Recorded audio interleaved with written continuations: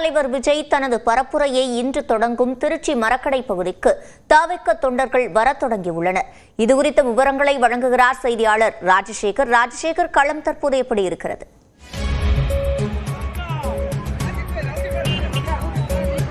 தமிழக வெற்றிக் கழகத்தின் தலைவர் உங்கள் விஜய் நான் வரேன் என்கிற தலைப்பின் அடிப்படையில் பார்த்தீங்கன்னா இன்று திருச்சியில் மக்கள் சந்திப்பை தொடங்க இருக்கிறார்.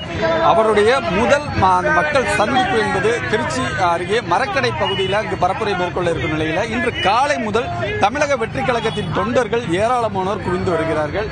குறிப்பாக கடந்த ஆண்டு 2024ஆம் ஆண்டு கட்சியை தொடங்கிய அவர் கட்சி கொடி அறிமுகம், அதே போன்று தொடர்ந்து கட்சி தேர்தல் ஆணையத்தில் அதை பதிவு செய்வது உள்ளிட்ட பல்வேறு பணிகளை தொடர்ந்த அவர் பார்த்தீங்கன்னா கடந்த ஆண்டு முதல் மாநாடு விக்கிரவாண்டியில் நடைபெற்றது. அதனைத் தொடர்ந்து இரண்டாவது மாநாடு என்பது மதுரையில் நடைபெற்ற நிலையில் முதன்முறையாக பரப்புரை பிரச்சாரம் என்பது இன்று திருச்சியில் தொடங்க இருக்கிறது. இந்த டெல்டா மாவட்டமான திருச்சி, அது மட்டும் இல்லாமல் பெரம்பலூர், அரியலூர் உள்ளிட்ட 3 மாவட்டங்களில் இன்று தவிக தலைவர் விஜய் அவர்கள் தன்னுடைய பரப்புரை நடத்த இருக்கிறார்.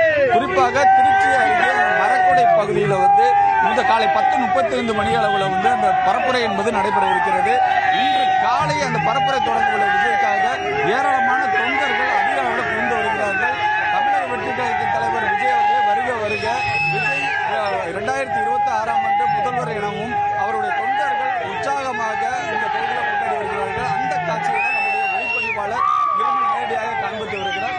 குறிப்பாக இந்த பகுதியில் வைக்கப்பட்ட விளம்பர பதாகைகள் பார்த்தீங்கன்னா 1967ஆம் ஆண்டு அண்ணா, அதே போன்று 1977ஆம் ஆண்டு எம்ஜிஆர், 2026ஆம் ஆண்டு தவிக தலைவர் விஜய் தமிழகத்தின் முதல்வராக பொறுப்பேற்கப் போகிறார் என வாசகங்கள் அடங்கிய பதாகைகள் என்பது வைக்கப்பட்டிருக்கிறது. அது மட்டும் இல்லாமல் தமிழகத்தின் பல்வேறு பகுதிகளில் இருந்து இங்கு விஜயோட தொண்டர்கள் அதிக அளவில் கொண்டு வந்திருக்காங்க. அந்த காட்சியை தான் நேரடியாக பார்த்துக்கலாம். குறிப்பாக பெண்கள் கோயம்புத்தூர்லேருந்து உள்ளிட்ட பகுதியிலிருந்து இந்த பகுதியில் பெண்கள் அதிக அளவில் வந்திருக்காங்க. காவல் 23 கட்டுப்பாடுகளுடன் இந்த பரப்புரை என்பது நடைபெற இருக்கிறது. கள நிலவரத்தை வழங்கியமைக்கு நன்றி ராஜசேகர்.